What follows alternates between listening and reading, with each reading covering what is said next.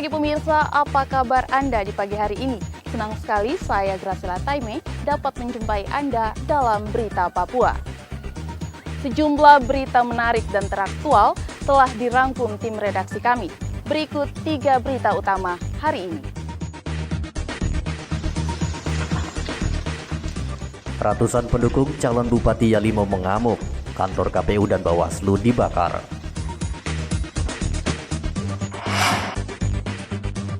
Dicegat begal, seorang pengusaha emas di Kabupaten Kerom tewas ditusuk.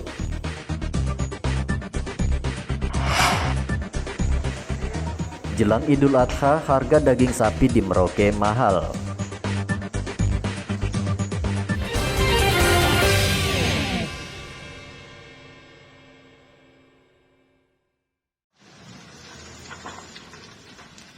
Tak terima dengan putusan Mahkamah Konstitusi, masa pendukung calon Bupati Erdi Dabi dan John Willil Selasa lalu membakar kantor KPU dan Bawaslu. Tidak itu saja, masa juga membakar sejumlah rumah, kantor DPRD, fasilitas umum dan pemerintahan di Kabupaten Yalimo. Para pendukung pasangan calon Bupati dan Wakil Bupati nomor urut 1 tidak terima hasil putusan Mahkamah Konstitusi yang mendiskualifikasi pasangan calon Erdi Dabi dan John Willil. Akibat amuk masa ini, sebagian warga terpaksa mengungsi ke Koramil dan Polres Yalimo. Putusan MK yang dirasakan masyarakat berlainan dengan apa yang mereka lihat hasil PSU. Sehingga ini menjadi sesuatu lagi hampir sama sebagaimana yang terjadi di Bovendigul beberapa waktu lalu. Ya, kita sangat sayangkan masyarakat bertindak anarkis. Namun suasana ini tidak bisa kita elakkan karena memang daerah ibu kota Yalimo adalah tempatnya pasangan calon nomor 1 yang dinyatakan diskualifikasi, sehingga bisa terjadi beberapa bangunan yang berkaitan dengan pemerintah itu bisa dibakar, termasuk kantor KPU dan Bawaslu. Ini sangat disayangkan. Malam ini saya juga akan langsung bertemu dengan pasangan nomor 1, Pak Erdi Dabi, untuk meminta menenangkan masanya. Kami dari pihak kepolisian besok akan mengirim 2 SST ke atas untuk membantu Polres melakukan antisipasi kejadian-kejadian serupa yang akan berulang. Nah, sekali lagi, kami hanya bisa menyampaikan kepada masyarakat untuk menghentikan kegiatan yang dapat merugikan semua pihak.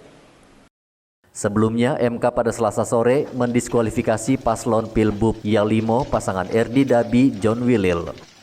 Hingga berita ini disusun, situasi di Yalimo masih mencekam. Namun sejauh ini tidak ada korban jiwa dalam peristiwa itu. Hendra melaporkan dari Yalimo, Papua. Seorang pemilik toko emas di Kabupaten Kerom tewas dibegal 4 orang di kawasan Holtekam Hamadi, Kota Jayapura, Rabu kemarin. Pembegalan terjadi saat korban, Nasruddin, bersama istrinya sedang mengendarai mobil. Saat melintas di Jalan Holtekam, keduanya dicegat oleh 4 orang. Korban kemudian berhenti sambil menurunkan kaca mobil. Saat itu pula pelaku menikam tubuh korban dengan senjata tajam sebanyak 4 kali dan menganiaya istri korban. Pelaku melarikan diri membawa kabur tas milik korban. Istrinya sedang tidur melihat korban sudah diancam dengan pelaku kurang lebih 4 orang dan tidak mengetahui jenis kendaraan karena suasana gelap. Tidak lama kemudian korban disuruh keluar dari dalam mobil dan dimintai barang-barang berharga. Namun korban menolak dan dianiaya oleh para pelaku menggunakan senjata tajam.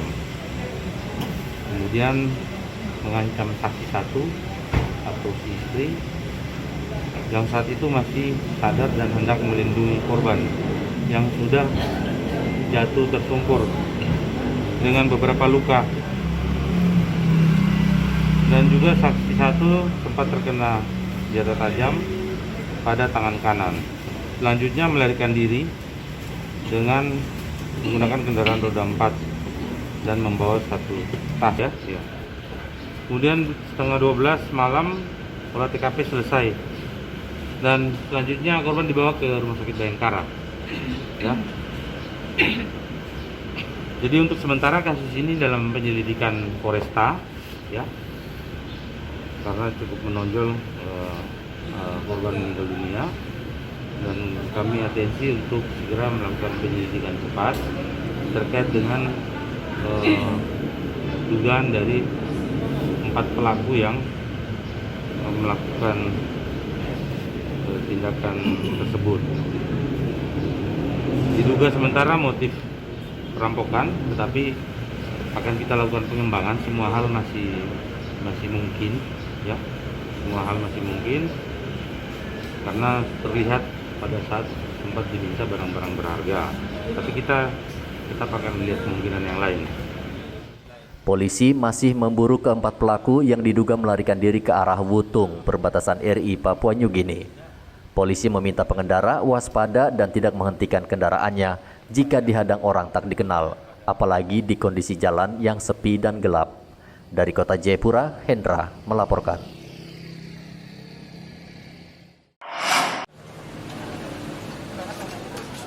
Polisi terus merazia minuman keras yang menjadi biang kerok kriminalitas di Papua.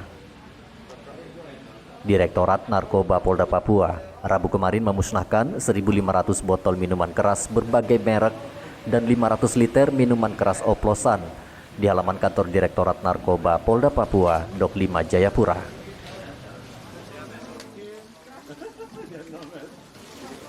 Minuman keras ini merupakan barang sitaan dari operasi yang dilakukan jajaran narkoba.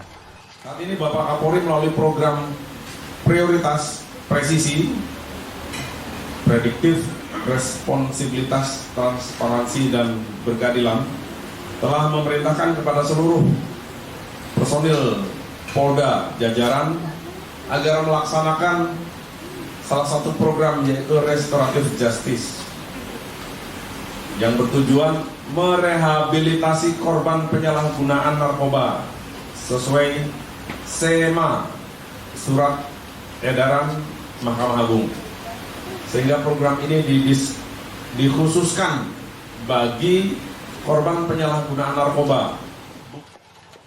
Wakapolda memerintahkan seluruh jajarannya memberantas peredaran minuman keras ilegal maupun peredaran narkoba, serta menyeret para penjual ke meja hijau. Ia bahkan memerintahkan anggotanya menindak tegas siapapun yang mencoba melawan. Hendra melaporkan dari kota Jayapura, Papua. Peduli ini hendaknya tertanam juga dalam diri 6 tahanan yang melarikan diri dari sel Mapolres Merauke masih buron. Polisi meminta mereka segera menyerahkan diri. Jika tidak, polisi mengancam akan mengambil tindakan tegas bila mereka tertangkap. Polisi juga meminta keluarga tahanan yang mengetahui keberadaan mereka agar segera melapor. Wakapolres Merauke Kompol Leonardo Yoga yakin bahwa ke-6 tahanan masih berada di sekitaran kota. Jarang ya untuk orang sisanya, namun kami pastikan belum sampai keluar dari wilayah Merauke. Lalu apa yang telah dilakukan oleh kepolisian Pak untuk menghindari supaya jangan sampai para tahanan ini kabur keluar dari kota Merauke ini Pak? Iya, tentunya penyekatan itu seperti yang saya sampaikan di polsek-polsek di jalur keluar Kabupaten Merauke, dan saat ini tim Sus Raja Wali, Opsnal Reskrim, Intel, Opsnal masih memburu mereka. Dan sekali lagi saya sampaikan, silakan menyerahkan diri baik-baik. Bagi keluarga atau orang-orang yang melihat keberadaannya, segera mungkin menyerahkan diri. Sebelumnya, 9 tahanan Polres Merauke kabur dengan merusak pintu penjara serta sempat menganiaya seorang petugas jaga. 3 tahanan langsung ditangkap, namun 6 tahanan lainnya meloloskan diri. Muhammad Ridwan melaporkan dari Merauke, Papua.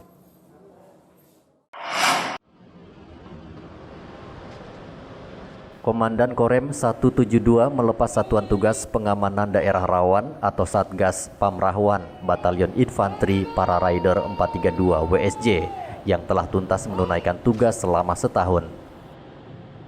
Penggantinya adalah pasukan Yonif Rider Khusus 751 Wirajaya Sakti. Pasukan ini akan ditempatkan di 22 pos yang tersebar di Papua. Komandan Korem 172 PWY Brigjen Ishak Pangemanan memerintahkan prajuritnya selalu waspada dan melaksanakan tugas sesuai dengan tugas pokoknya. Ia juga meminta prajurit membantu warga yang sedang mengalami kesulitan di daerah ia bertugas. Selama mereka melaksanakan penugasan di Papua, tentunya Sekolah KOP merasa sangat terbantu karena memang dari 22 pos yang ada, semuanya bisa melaksanakan tugas.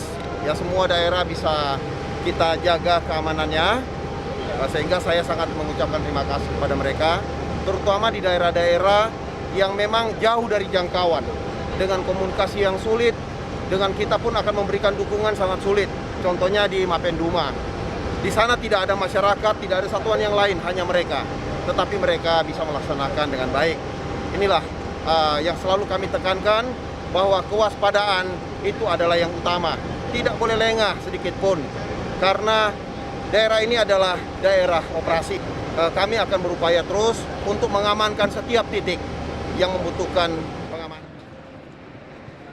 Ishak berharap prajuritnya bisa menjadi prajurit profesional dengan belajar dari pengalaman selama bertugas di lokasi yang baru. Satgas Pamrahwan menjadi ujung tombak pengamanan masyarakat di wilayah terpencil, terutama warga yang ada di wilayah Pegunungan Tengah Papua. Dari Kota Jayapura, Hendra melaporkan.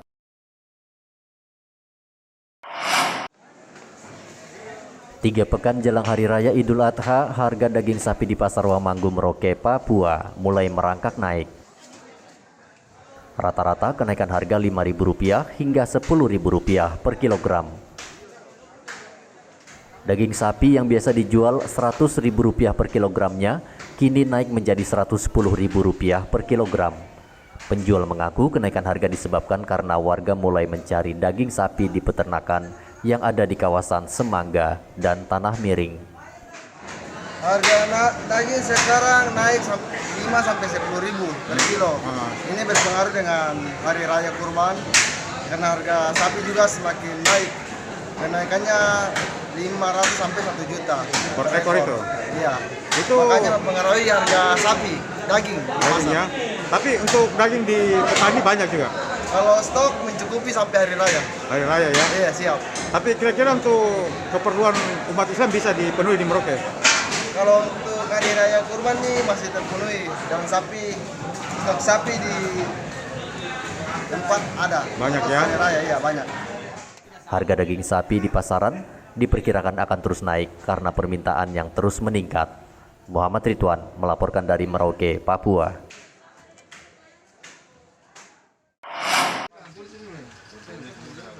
Penjualan seragam sekolah di semua jenjang pendidikan menjelang tahun ajaran baru ini menurun hingga 60%. Sepinya penjualan seragam merupakan dampak pandemi COVID-19 yang tidak memungkinkan belajar secara tatap muka. Bahkan penularan COVID-19 belakangan semakin meningkat.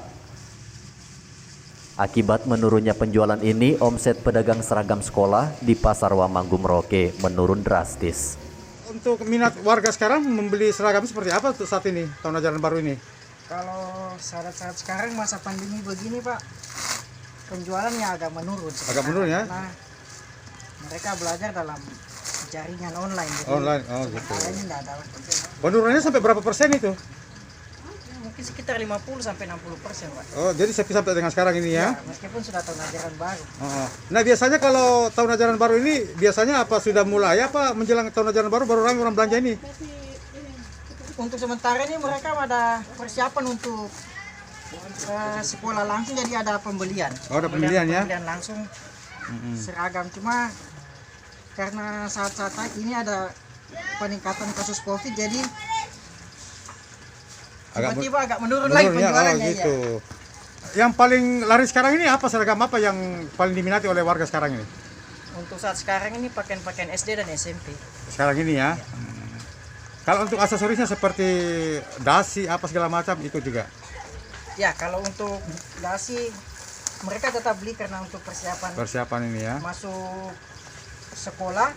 Kalau tidak ada kasus COVID corona ini agak menurun, mereka bisa masuk sekolah seperti biasa. Pemerintah melalui Kementerian Pendidikan sudah mengizinkan sekolah memulai belajar secara tatap muka, namun dengan persetujuan orang tua. Sekolah yang dibuka juga harus berada di zona hijau. Muhammad Ridwan melaporkan dari Merauke, Papua.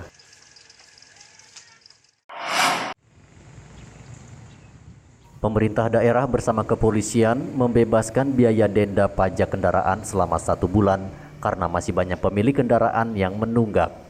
Selain itu, penghapusan denda pajak ini digelar sebulan dalam rangka Hari Ulang Tahun Polri ke-75. Untuk melunasi pajak, pemilik bisa mendatangi kantor Samsat terdekat. Pemilik hanya dibebankan untuk membayar biaya pokok karena dendanya telah dihapus. Melakukan pembebasan denda pajak mulai terhitung tanggal 1 Juli sampai dengan 30 November. Nah, untuk jenis-jenis penghapusan pajak jenis apa saja Bu Kasat? Penghapusan pajak yang dihapuskan adalah biaya balik nama, terus pajak kendaraan, yang dibayarkan hanya pokok pajaknya saja. Dendanya Tetap saja ya.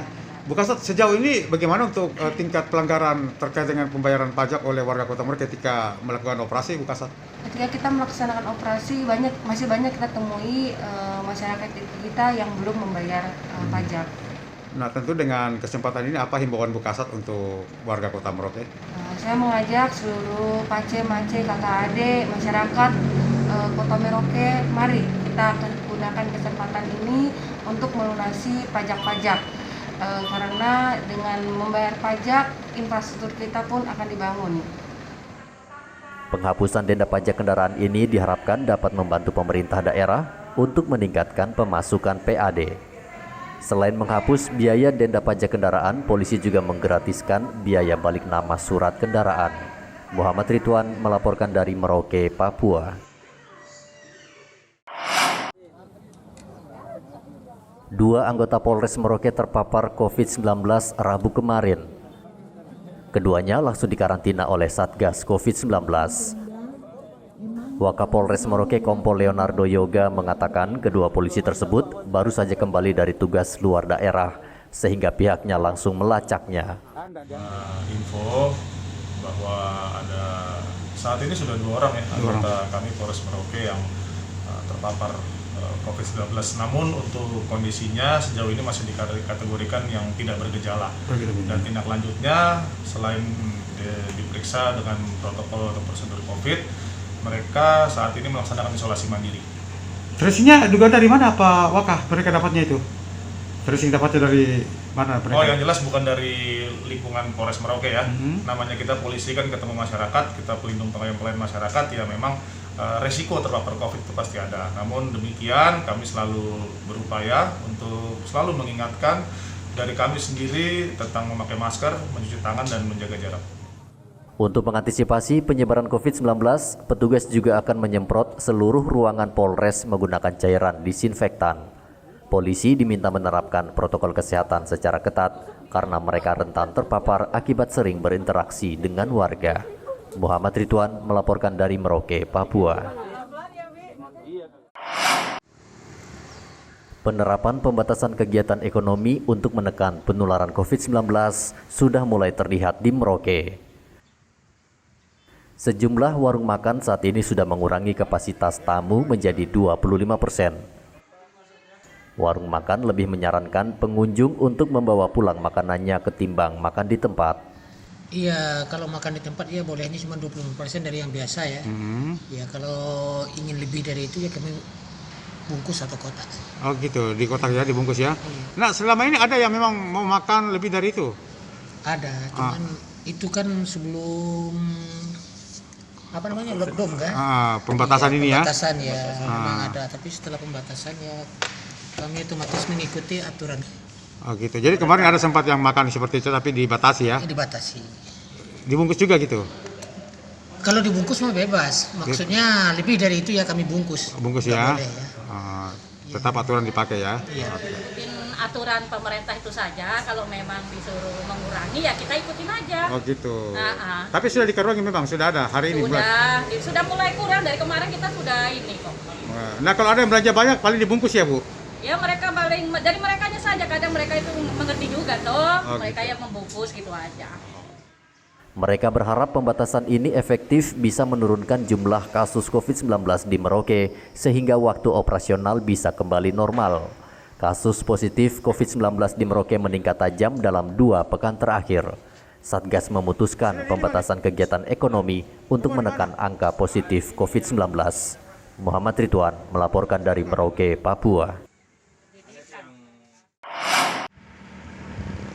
Satgas COVID-19 Merauke telah memberlakukan pembatasan aktivitas ekonomi dan aktivitas masyarakat sejak Selasa lalu akibat meningkatnya angka positif penderita COVID-19. Namun keputusan itu menuai protes dari pengelola tempat hiburan malam. Mereka meminta Satgas mempertimbangkan kembali keputusan itu karena menyangkut nasib karyawan. Dengan adanya pembatasan ini, kami merasa sangat merugi karena di samping kami punya karyawan yang tidak bisa mendapat makan, kami pun tidak bisa berusaha.